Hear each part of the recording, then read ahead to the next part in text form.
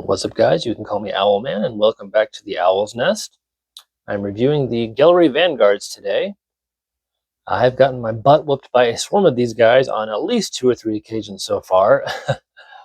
Definitely a very solid squad. These guys are absolutely in the meta running for Renegade HeroScape figures for sure. They are 65 points for a 4-man squad. Movement of 5, range 1, attack 3, defense 2. So right there. I mean, that's 4 attacks of 3 for 65 points. That is a very good deal for sure. They're definitely a bit underpriced in my opinion, as having fought against them multiple times. Definitely feel like they should be a 70 to 75 point squad with what they can do.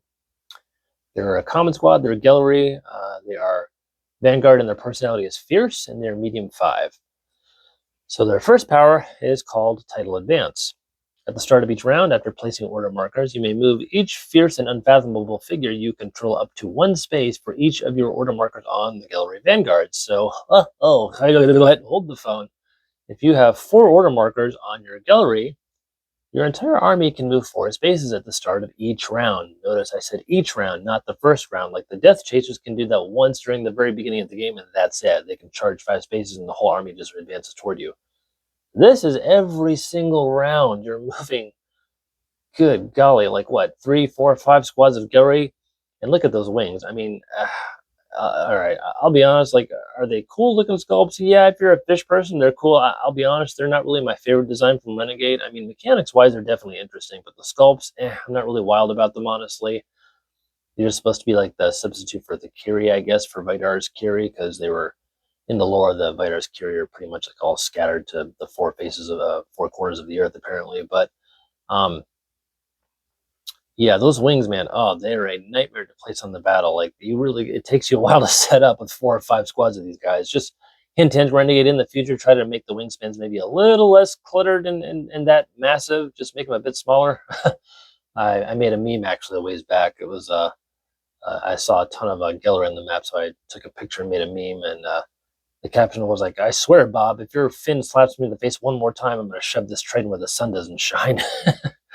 It's still floating around out there. I'm sure you can find it. But yeah, these guys are definitely kind of a pain to place in the start zone at the start of the game. But that title advance, man, oh man, these guys are definitely dangerous common squad spam for sure. Like, a swarm of these guys are very tough to fight. Their next power is Defend the Deep. A Gelryie Vanguard adds 2 to its defense value when it's on a water space, or when it defends against an attack from a figure that has height advantage. Ha, man, that's 4 defense when it's on water spaces. Hint, hint, team them with Awashia. That's a good hero to use, by the way. Or when other figures have height advantage. Like, oh my gosh, like range height figures taking shots on Gelryie. It's like, oh yeah, now I just went from a 2 to a 4. Have fun, buddy boy. And if you're adjacent to like a tree, or if you're on shadow, that's like 5, 6 defense. That's insane. That's insane. I would have just added maybe +1 defense, not a +2 for 65 points. For a +2 bonus defense, that definitely feels like a 75 point, 80 point squad for sure. It really does, I gotta be honest. Definitely a bit on the underpriced side. Are they absolutely, are they the most busted figures in the game? No, but they're very, very solid for the points. Very solid. And their last ability is Swim. Gelryie Vanguards do not have to stop their movement when entering water spaces. Well, duh, I mean, that's pretty given. So, sheesh. For 65 points, I would definitely rate them a solid, let's see, for Renegadescape only Contemporary, I'm going to go with a solid A right now. And I will go A-. I think we'll go A-, honestly.